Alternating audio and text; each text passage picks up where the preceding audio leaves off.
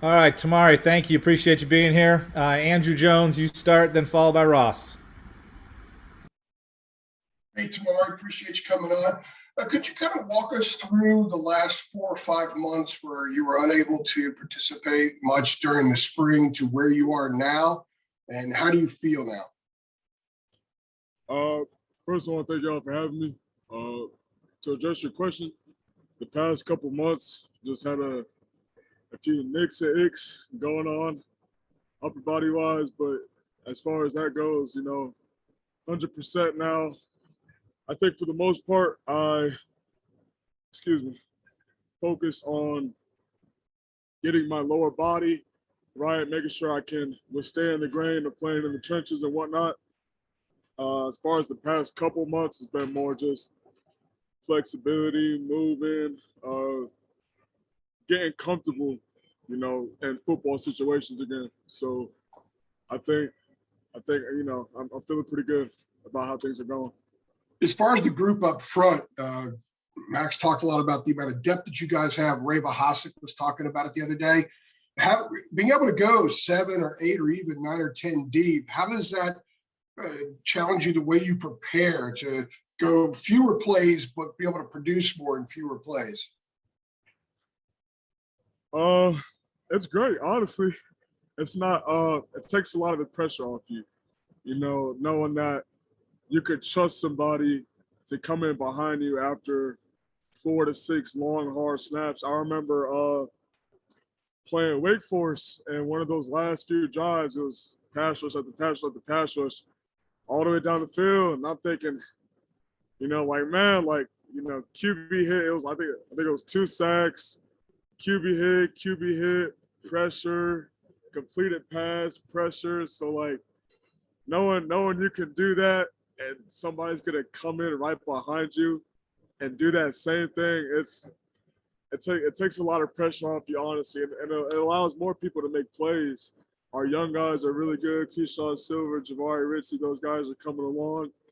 Two freaks of nature. They're going to be, I wouldn't be surprised if they're facing the program in a few years, when they're old heads.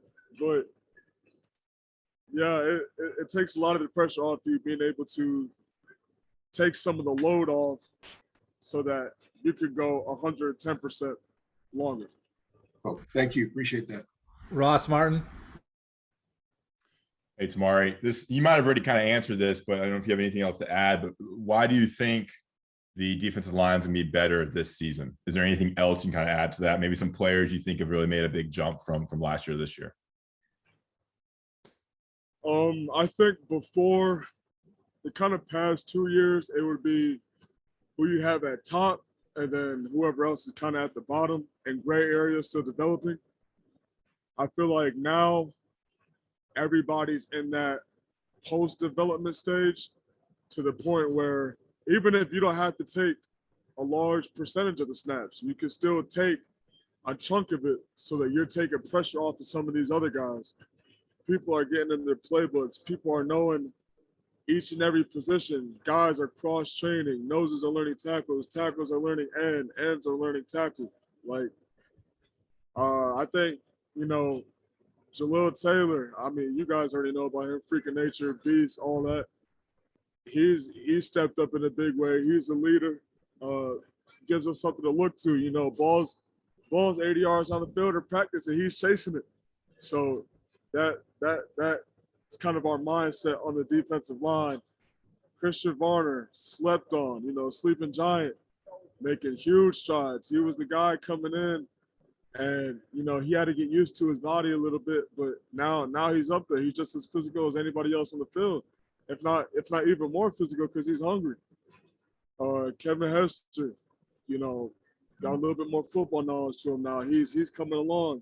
He knows the plays. He's physical, big body. He can sit in there. Miles Murphy, learning and tackle. He cross training. He knows what he's doing. He's in the playbook. Same for Clyde Pender. All these young guys, man. It's not a point where we don't got no more pups. Everybody's a big dog now. So it's just a matter of who's going in first. And then you're probably not even gonna notice the change. Because even if we swap out, we're still gonna just keep coming. There's not gonna be any difference in play. I agree. That's great. Thanks, man. CL.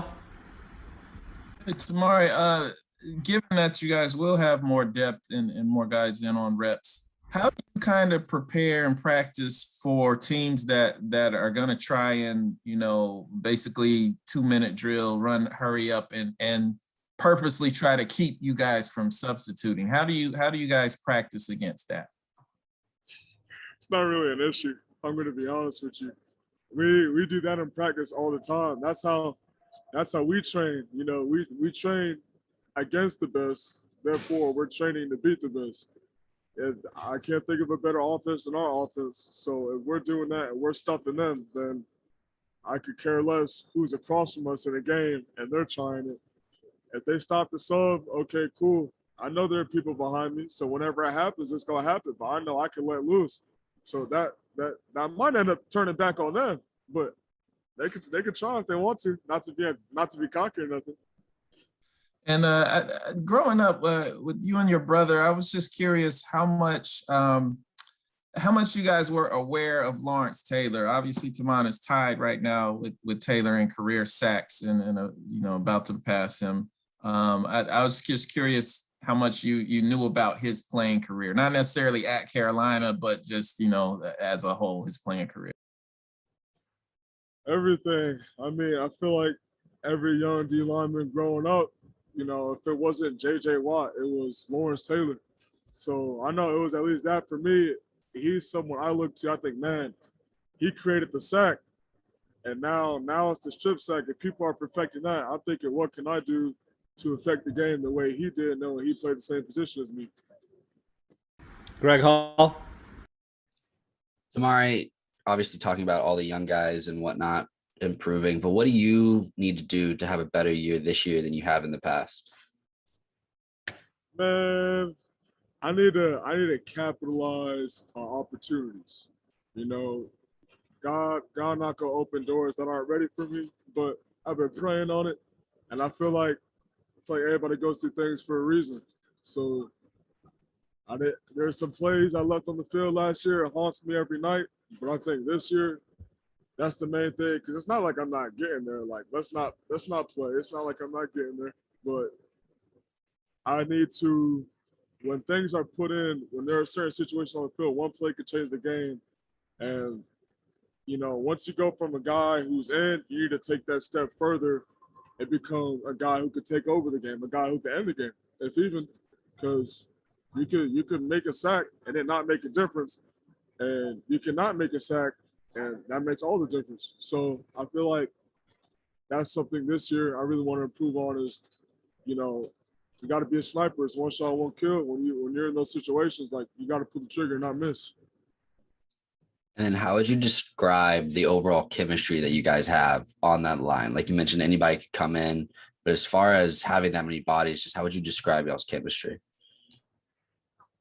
I think the chemistry in the spring, it was a little rough, but I think going through summer, constant nights in the indoor, extra training, things like that, always being around each other, I think it's great to where you don't even notice the difference, to where plays develop naturally. We're at a point now where whoever's in the game, you can trust that person to do their job. If you can trust that person to do their job, then all you got to worry about is what you're doing. You're in 111. All you got to do is beat the man in front of you. So I think for our chemistry, I think it's good, real good. Tomari, thank you very much. Appreciate your time. Yes, sir. Thank you for having me.